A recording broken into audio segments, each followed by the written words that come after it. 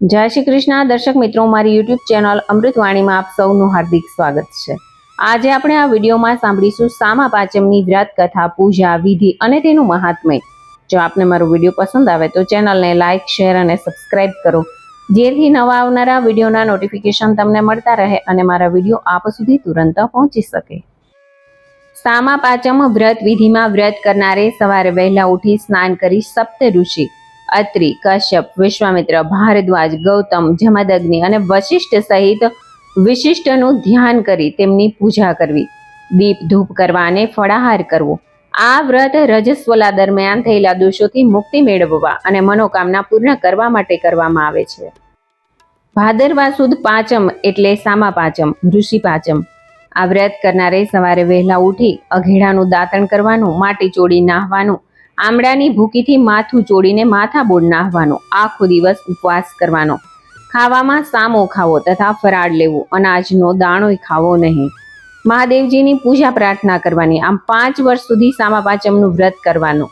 પછી સામા પાંચમના વ્રતનું ઉજવણું કરવું। ઉજવણામાં શક્તિ મુજબ બ્રાહ્મણોને ભોજન કરાવવું।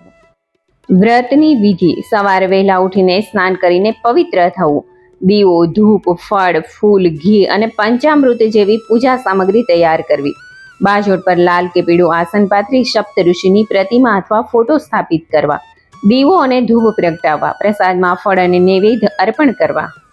વ્રત દરમિયાન ફક્ત ફળાહાર કરીને ઉપવાસ કરવો। સામા નામનું ધામ। આ વ્રત ભાદરવા સુદ પાંચમના દિવસે કરવામાં આવે છે। મોટે ભાગે સ્ત્રીઓ રજો દર્શન દરમિયાન જાણે અજાણે થતા દોષો નિવારવા માટે વ્રત કરે છે। આ વ્રત ઋષિ પંચમી તરીકે પણ ઓળખાય છે। આજે સામા પાંચમ છે। મહિલાઓ સપ્ત ઋષિનું પૂજન કરીને વ્રત રાખવું ફળદાયી માનવામાં આવે છે। સામા પાંચમના દિવસે મહિલાઓ વ્રત રાખે છે। આજના દિવસે મહિલાઓ સપ્ત ઋષિનું પૂજન કરે છે અને તેમની કથા વાંચે છે, સાંભળે છે। આજના દિવસે બ્રાહ્મણોને દાન આપવાનું ખૂબ જ મહત્વ છે। ચાલો જાણીએ સામા પાંચમ કે ઋષિ પંચમીનું વ્રત રાખીને આજના દિવસે પૂજા કરવાની વિધિ અને કથાનું મહત્વ શું છે। ગણેશ ચતુર્થીના એક દિવસ પછી ઋષિ પંચમીનું વ્રત રાખવામાં આવે છે। મહિલાઓ માટે આ વ્રત ખૂબ જ લાભદાયક સાબિત થાય છે। વ્રતના દિવસનું મહત્વ એ છે કે જો કોઈ સ્ત્રીઓ પોતાના જીવનમાં ભૂલથી કે જાણી જોઈને કોઈ કારણે પાપ કરી દીધું છે તો તેને સજા મળી રહી છે, તો ઋષિ પંચમીના દિવસે વ્રત કરી એ પાપથી મુક્ત થઈ શકે છે। સામા પાંચમની વ્રત કથા: આ વ્રત ભાદરવા સુદ પાંચમના દિવસે થાય છે। આ દિવસ ઋષિ પંચમી તરીકે ઓળખાય છે। ખાસ કરીને સ્ત્રીઓને રજો દર્શન આવે છે તે દરમિયાન જાણે અજાણે થતા દોષોની નિવૃત્તિ માટે સ્ત્રીઓ આ વ્રત કરે તો દોષ મુક્ત થાય છે। આ દિવસ નદી તળાવે નાહીને આખો દિવસ ઉપવાસ કરાય છે અને ફળાહાર પણ થાય છે। આ દિવસે સામો ખાવાનું ખૂબ જ મહાત્મય છે। વિદર્ભ દેશમાં ઉત્તંક નામે એક પવિત્ર બ્રાહ્મણ તેની પત્ની સુશીલા અને પુત્ર પુત્રી સાથે રહેતો હતો। પુત્ર ભણીને સર્વશાસ્ત્રોમાં પારંગત થઈ ગયો હતો અને પુત્રીને પરણાવી દીધી હતી। પુત્રીનું નામ સતમા હતું।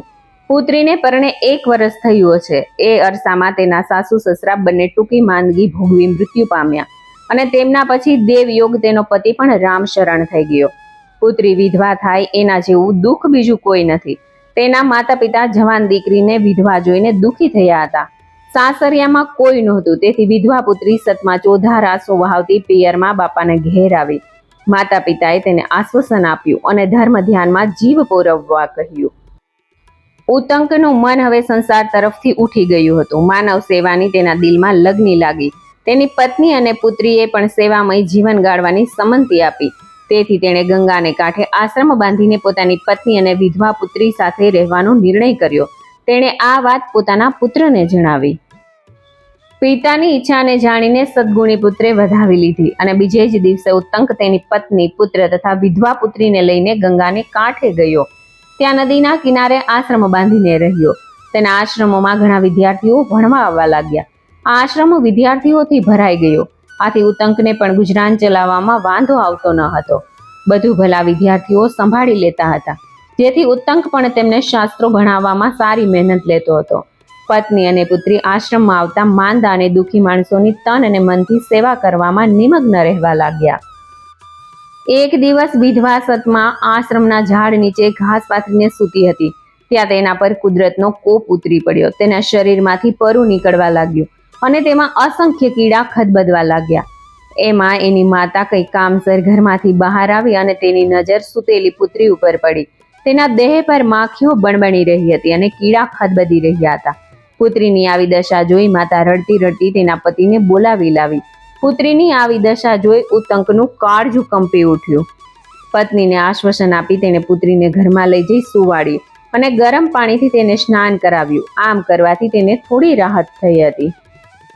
ઉત્તંક બહુ જ્ઞાની હતો. એ સાંજે તેણે સમાધિ ચડાવી અને પુત્રીના પરભવની કરણી જોઈ અને તેણે પત્નીને કહ્યું કે આગલા ભવમાં આપણી દીકરી એક બ્રાહ્મણની પત્ની હતી.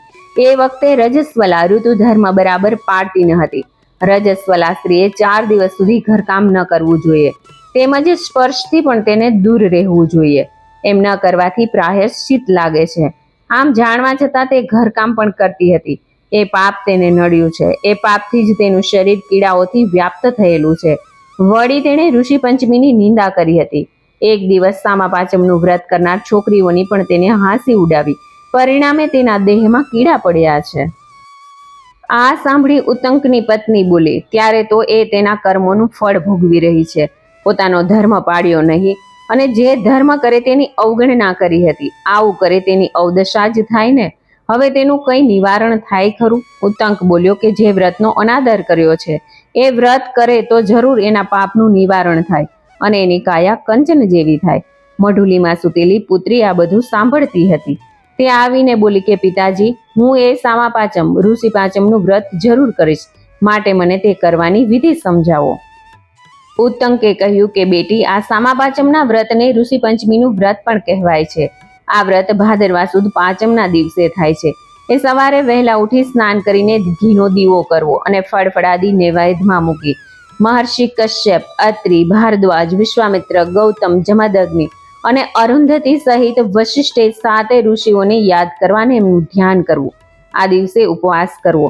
તે ન થાય તો ફળાહારમાં ખાસ કરીને સામો લેવાય છે.